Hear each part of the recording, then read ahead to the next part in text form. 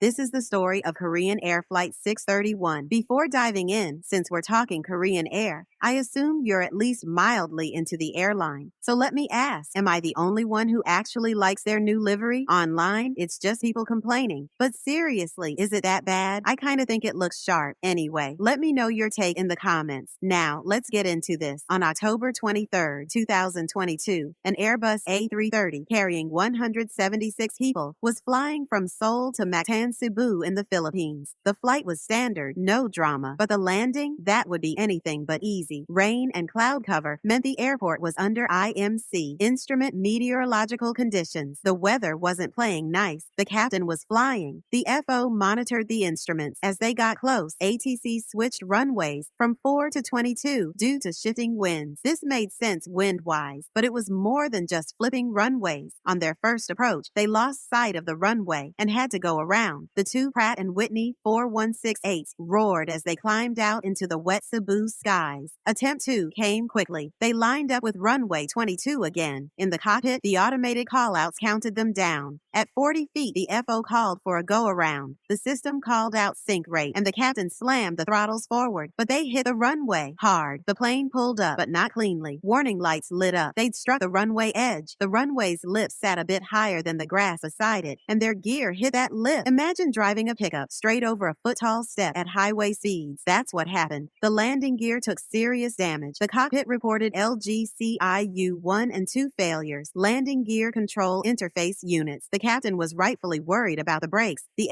FO said they had 1,000 psi in the lines. They called operations. Faults were stacking up. Landing gear, brakes, anti-skid, and reversers. They were in trouble. Still, they tried for a third landing. As they approached, they extended the gear. The right gear indicator glowed red, not down and locked. They aborted and held over Almar to troubleshoot. The issue? They didn't know if the gear was actually down or if damage was throwing off the sensors. One wrong call could be fatal. The captain knew they had to land. He made the call no one wants to make. Mayday, mayday, mayday. Landing gear unsafe. Emergency approach. They shut off the blue hydraulic hump. Its reservoir was nearly empty. Recap time. No main brakes. Reversers disabled. Anti-skid gone. A slippery runway. This would be brutal. So, the fourth approach began. No more time. They had to land. The plane touched down. Miraculously, the right gear held. But then came a new problem. Is nose wheel steering working? The captain asked. No, they couldn't steer or stop. The plane barreled off the end of the runway, through antennas, hit the lights, and finally came to a stop. Debris everywhere. But all 173 people survived. They walked away. The timing of the go-around caused just the right damage to spiral the situation into crisis.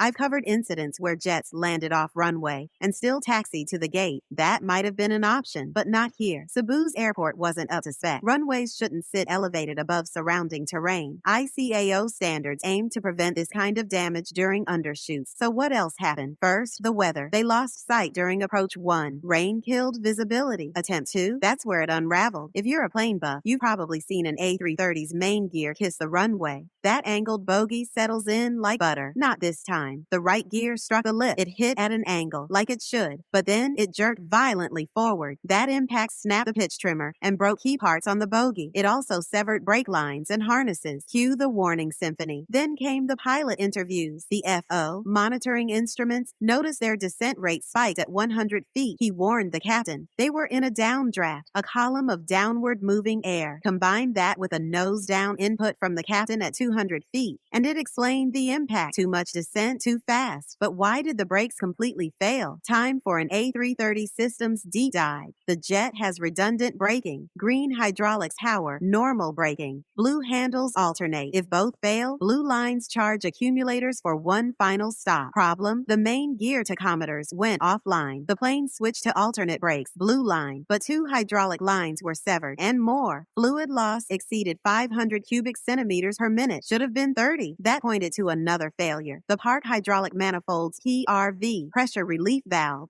It's designed to prevent pressure spikes and usually doesn't open, but this one opened at 207 bar, way too soon. It vented fluid like crazy. Combine that with the gear damage, and the system bled dry. Diagram coming up now to show how that internal leak became an external one. As for the last resort, the accumulator, a valve isolated part of the leak, but port C stayed open. That let the last of the fluid escape, so when it came time to brake, there was nothing. Zero stopping power. Okay, you say. say, there's always reversers and spoilers, right? Nope. With the gear damage, the weight on wheels sensor failed, so the computers thought they were still flying. For safety, it locked out the reversers. Spoilers too. LGCIUs were down and tachometers offline. That meant no brakes, no spoilers, no reversers. The pilots couldn't stop the plane even if they tried. Despite triple redundancy, the system failed, but everyone walked away. After Jeju Air, we know this could have ended much worse. Let me know your thoughts down below. Thanks for watching Mini Air Crash Investigation. If you enjoy this content, please consider liking and subscribing.